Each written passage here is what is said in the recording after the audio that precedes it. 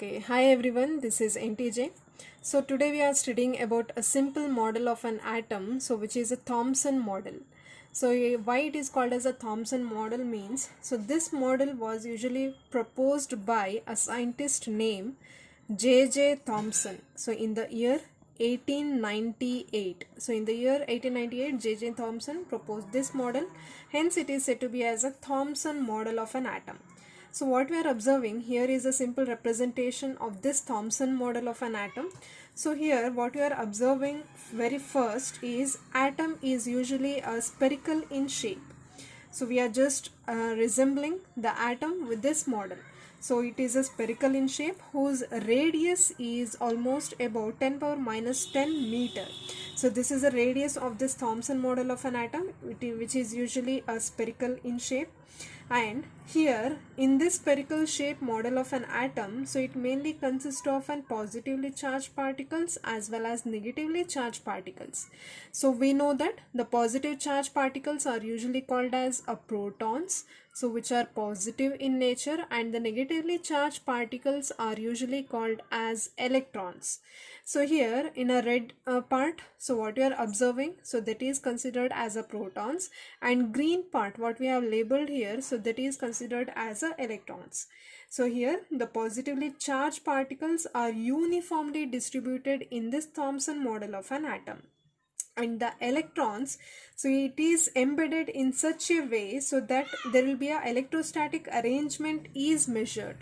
So we can also tell it as the electrostatic force of attraction is usually maintained in this Thomson model of an atom.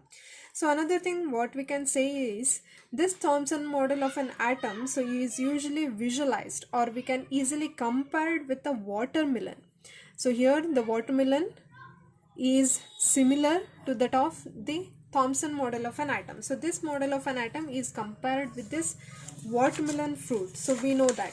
So in this type where a positive charge particles are usually represented to the red part of the watermelon. So what we are observing, so in the watermelon structure, so the red part will be considered to be as a protons, and the seeds are compared to the electrons.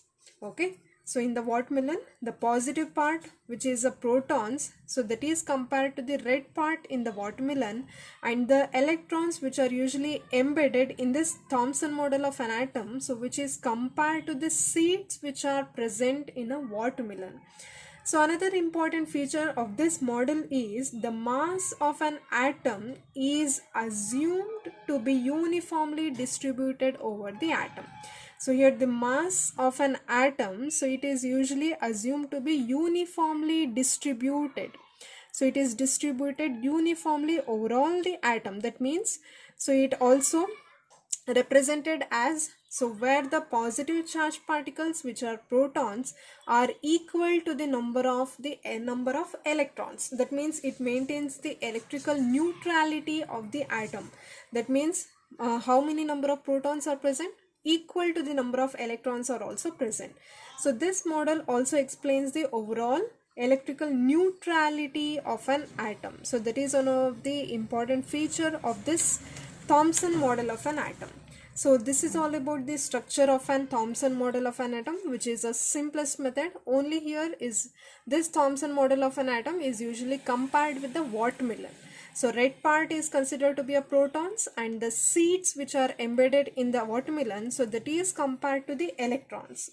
So this model of an atom, which is a Thomson model, so it also consists of few drawbacks. We can also call it as few limitations of this model. So those are, so it fails to explain the result of later experiments. He doesn't explain what happens after that, the Thomson model of an atom.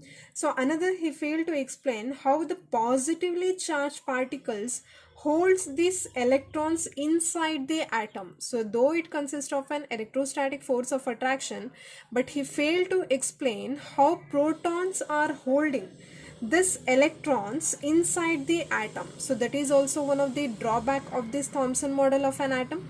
So another drawback is, so in this model of an atom, it does not explains the atom's stability. So it fails to explain the atom's stability.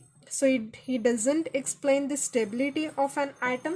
So another thing, another limitation of this Thomson model of an atom is he does not explain, or he does not said, or he doesn't mention anything about the nucleus of an atom.